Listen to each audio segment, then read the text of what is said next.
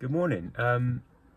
If if you're in your 40s and you train hard, you work out, you train maybe a martial art, jiu-jitsu, but you're not too far into your journey, you might find yourself becoming completely overtaken by the injuries and the muscle aches and pains and the little niggles that kind of come with participating in a sport or just general life stuff when you get a bit older. And I just want to go through a few little things in regards to that, because 5 years ago I started Brazilian Jiu Jitsu, and before that I was going to the gym, playing a few sports here and there, just kind of keeping myself in the game, just keeping myself nice and fit.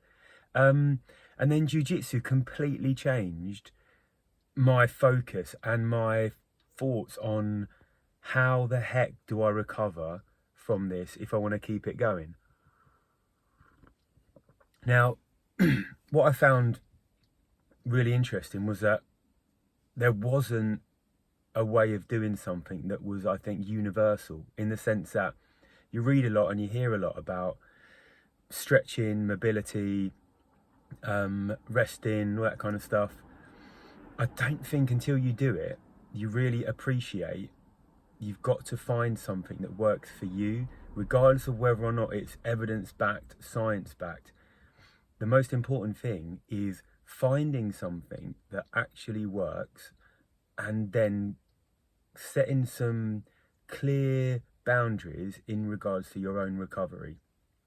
So a little bit of context. So I'm 45, and I've been training for about 4 or 5 years now, jiu-jitsu, and consistently for 2 times a week. Now, I appreciate if I want to improve at a faster rate, then I probably need to up how many days I go. But you have to take into account all of your other stresses in your life.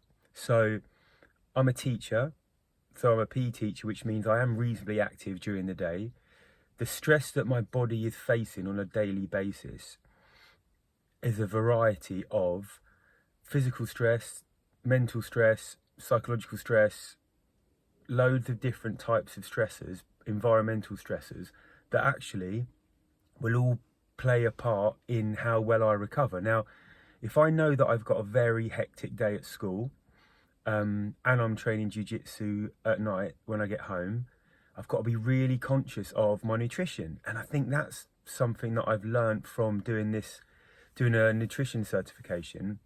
And also an even better one that I did was a sleep stress recovery certification, which has been so helpful in really getting me to dial in and just really consider, what am I eating, when am I eating, but also the quantity of what I'm eating. And I think that's been really helpful in helping me just feel reasonably okay in my body and my mind, so that I'm ready to go training. And then it's all about dialing up and down the intensity as and when you feel like you've got that energy within you. I read a book called The Energy Plan, and I can't remember who wrote it, James Collins or no, anyway, The Energy Plan. The guy was on the podcast with Jake Humphrey, really interesting. And it kind of aligned with what I learned on my course, in the sense that you need to fuel for your days. Whatever you are doing in your day is a performance. So if I'm teaching, I've got a fuel for my day based upon how active or how demanding or draining that day is going to be. So really simple example, if I know that I've got back-to-back lessons, I've got lunch and break time duties, I've got after school clubs, I've then got jiu-jitsu later on in the evening, that's a pretty heavy load of a day. I've got to make sure I fuel for that day. So what I try and do is I try and make sure that I have a carbohydrate-based breakfast, okay, so like my main source of fuel. And then throughout the day, I make sure that any snacks I have either side of lunch are fueling snacks, which again, the fuel side of it comes from the carbohydrates. and then the idea then making sure you've got adequate amount of protein.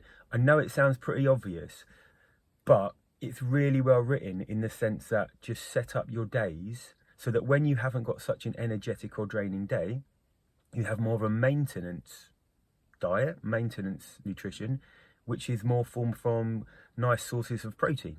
And then you limit the carbohydrates slightly based upon your energy output. I just found it really, really interesting, and it aligns with a lot of what I'm doing, especially 45 now, over 40, just trying to keep going at a really, really high level in that sense. And what I really enjoy is knowing that when I get to school, I'm able to be quite energetic. I'm able to still run around and demonstrate. I'm able to kind of, just have a little trot around every now and then when the kids are kind of struggling in the corner, need a bit of help doing their rugby, football. I'm able to play, I'm able to demonstrate, I'm able to just keep mobile. And I think for me, it's about being over 40, having a real clear plan in regards to nutrition, in regards to your sleep, in regard to your stress management, and considering how much recovery and how you recover as well. And they're all kind of interlinked. But yeah, thank you for listening, if you did. I also want to take a little... I've stopped in the same car park, on the side of the road at the same place, from the same shop that I get my coffee from. And it takes me 10 minutes to get here from my house, because I don't know yet where the hell I can film any of these videos from. So, apart from my car. So I think about what I'm going to talk about when I leave the house in the morning, which I think's been, well, I don't know if it's been helpful or not, but I try and collate a few ideas in my head as I'm getting here, and then when I get here, walk up the road, I get my coffee, then I sit down, and then obviously I start rambling. But anyway, I'm rambling. Have a good one.